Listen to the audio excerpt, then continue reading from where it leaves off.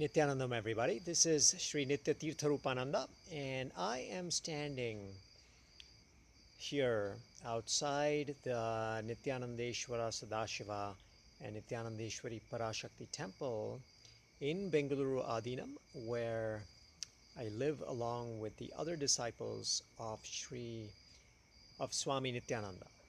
And I'm actually just standing underneath a neem tree, and I just thought that was like a really nice backdrop to have for this video. So hopefully uh,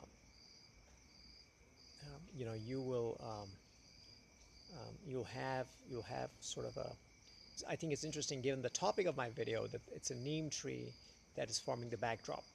So what I wanted to talk to you in this video is about something that I first heard while attending a satsang being given by Swami Nityananda.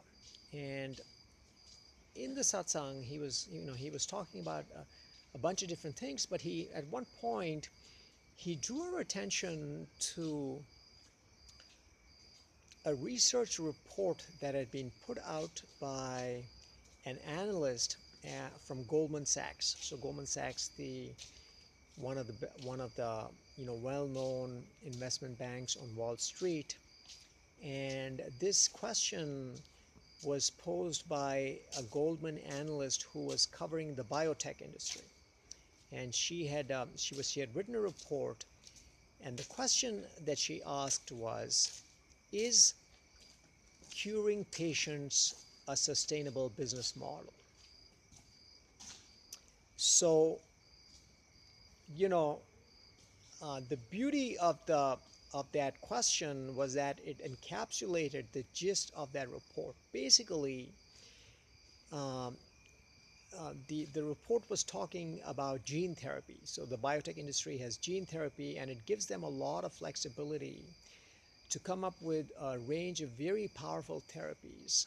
And some of these therapies actually fall in a category called one-shot cures. So literally, these therapies can completely cure patients of the particular illness that they're designed to address. And so the problem, according to her, if you're a pharmaceutical company that comes up with this one-shot cures, is that if you cured everybody, where's the money? Where's the money? Like to her, it's not sustainable. This is not.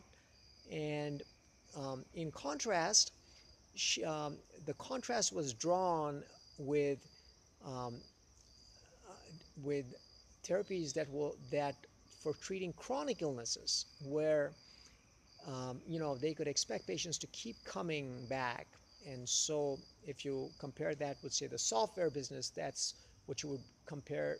The nearest analogy would be something like a subscription service. So you have a steady revenue stream over an extended period of time, and you can profit repeatedly. And essentially the report was saying how that's the kind of business that pharma companies should be in. And there was the example of a company, I think it was Gilead Sciences, that had come out with a drug for hepatitis C, and in one of their best years, I think they earned about 12.5 billion. But now that about 90% of the people with hepatitis C had been cured, their revenue in their most recent year was about $4 billion. And it's like, oh, how, although this is not what the report said, it's like, how stupid can this company be? But that's really what the subtext of the message is, that they cured all their patients, and they found themselves without a business. And so this is where, so if you look at the pharma business, these are the people who are evaluating the pharmaceutical companies. These are the people who are guiding these pharmaceutical companies. And these are the people, and this report and this comment just sheds a light on what the priorities of people who are influencers in this business is. And it's a very, very sobering thought for everybody to pay attention to. Granted, the pharma industry has, um, in many, they've powered many advances, and so that is not really the topic of this video. Um, but at what cost? The bottom line criteria, the priorities that are driving them, are they aligned with the interests of of the people who are looking to these pharma companies for their cures? I mean, the basic expectation is that the pharma company is taking responsibility for the health of the patient. And um, physicians are typically, they take what is called the Hippocratic Oath, which is, in its original form, it involves swearing by many ancient Greek gods and um, agreeing to adhere to a certain ethical code and standard. And um, this um, report is really showing what really is driving our, I mean, if anybody had any doubts, I mean, this is um, uh, this is really sharing what the priorities of the industry are. I don't think you know I um, I'm not sure whether really there was any, even the fact when um, people heard about this, and this was, I'm not even sure if many people commented on this, and if they did, if it had any impact on the people, so on the people who are responsible for writing this report and tracking this industry.